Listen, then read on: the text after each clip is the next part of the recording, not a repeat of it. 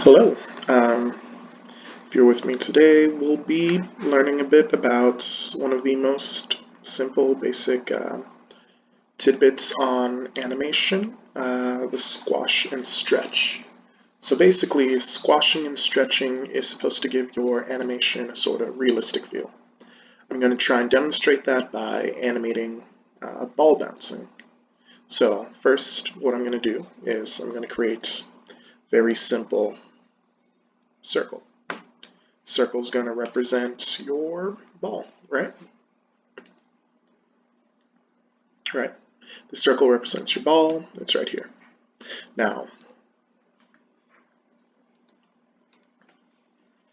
let's say I emulate frames and I want the ball to, say, bounce for 8 frames.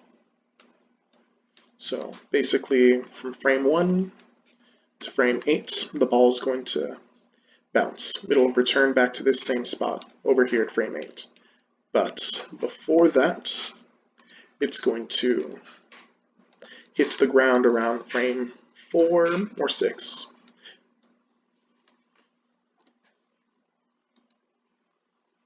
Basically,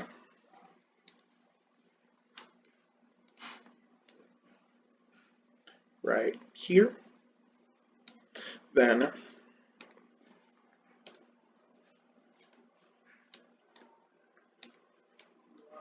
basically, you have the ball here, and then next frame, I'm going to move it kind of up like this. And then, while you might not be able to see it, what I'm doing is I'm right-clicking this frame over here, and I'm copying it.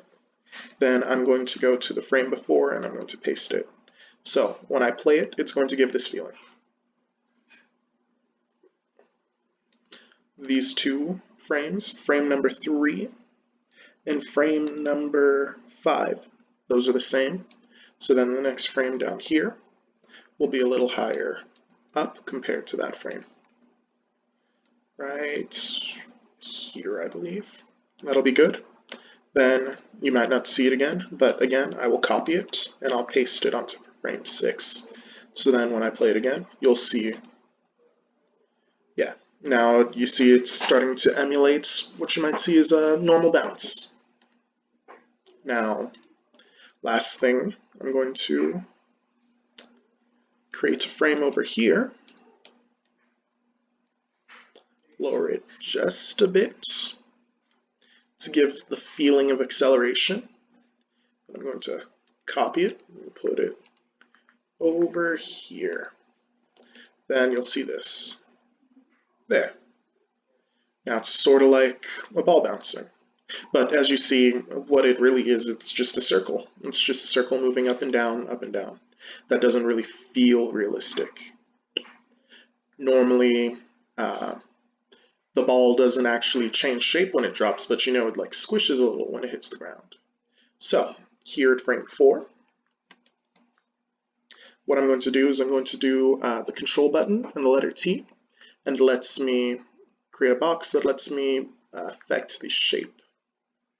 Using that, I'm going to squish the ball. Now the ball is squished. It'll give the impression of it squishing because it's down at the bounce and then coming back up.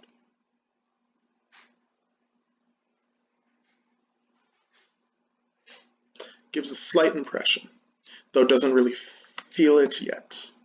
Let me make that squish a bit bigger.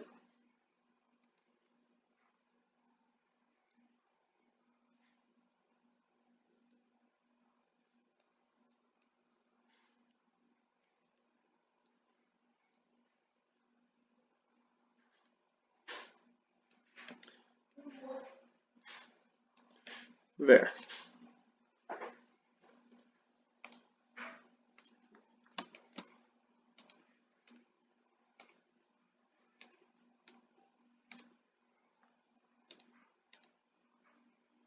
There, now it really feels like it's bouncing.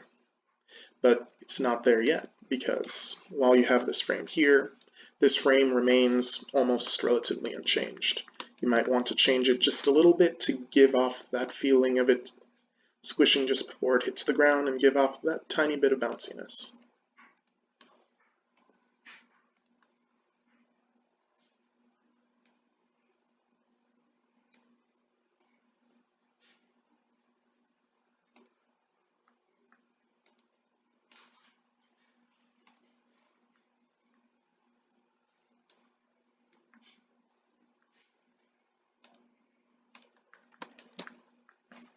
Then now, if you remember, this frame number 3, is technically a mirror of frame number 5. So what I'm going to do is I'm going to copy it. It's a function called copy to clipboard that you'll get when you right-click it. Then I'll paste it on frame number 5. Then now that I'm playing it, there. Now it gives you the feeling that it is bouncing like a real ball. Then you can play around with this a little bit if you want. Basically, now that you have it like that, you can play around with it. Say I wanted to bounce sort of like this, right? Basically, what I would do then is, if I want to be able to control the arc that it hits, what I can do is I can create a new frame, and without making any frames for it, I can draw out the arc here. Then I will reduce the opacity so it's a little less is large. What I'm going to do now is I'm going to move parts of the frame.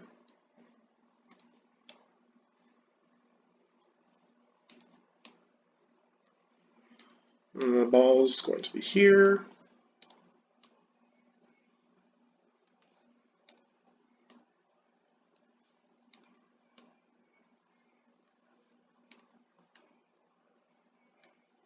There. Now, I don't have to keep it, but I can if I want. Then you can trace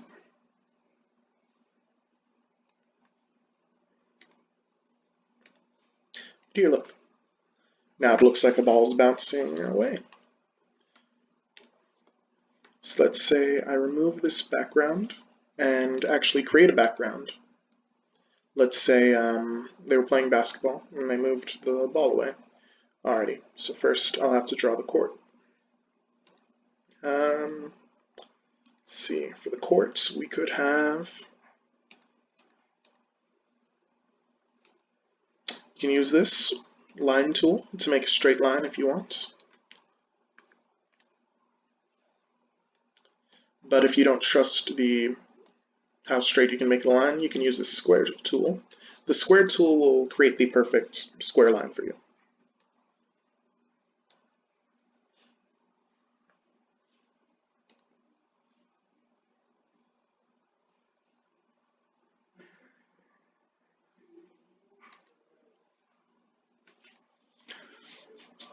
Let's see.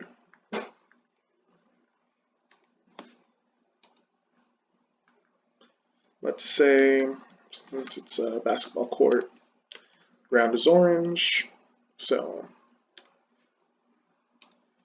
and then I want the ball to have its own color. Now you can create a layer below the first layer that you've created, and then you can color it. This is what I recommend when you are trying to color a bunch of stuff. So I'm going to make the orange a different shade of orange. I guess maybe almost brown. I can do that. Let's see.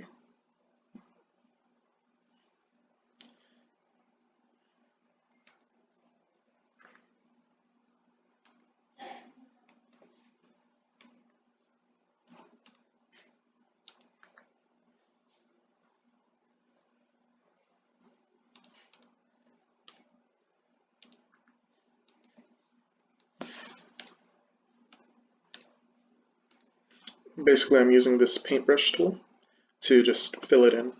Though you don't need to use that to fill it in. You can, if you want to, just stick to the pen tool, use any brush tool preset that you have, and then color it in this way. Of course, you'll have to be careful with coloring within the lines. That's something that I always have to struggle with just a little bit. You know, once you get it down pat, you don't really need to worry.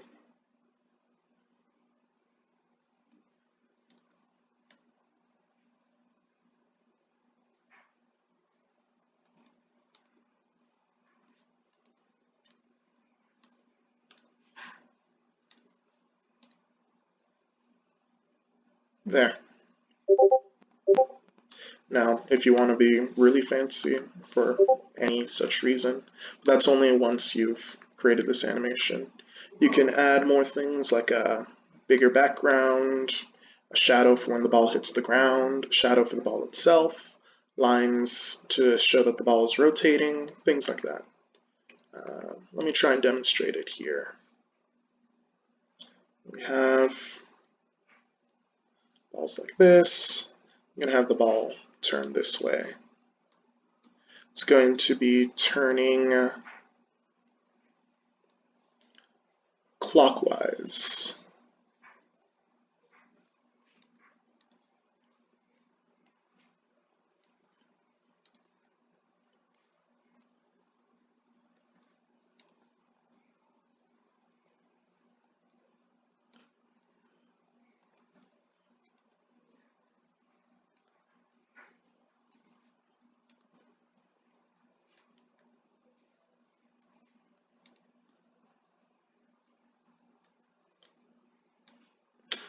Then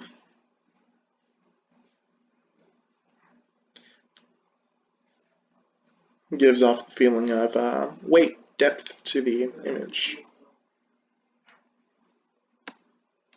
You can add a few more things at your leisure, though at this point I think I'm kind of done with this animation. This was just like the basics of squashing and stretching. Okay,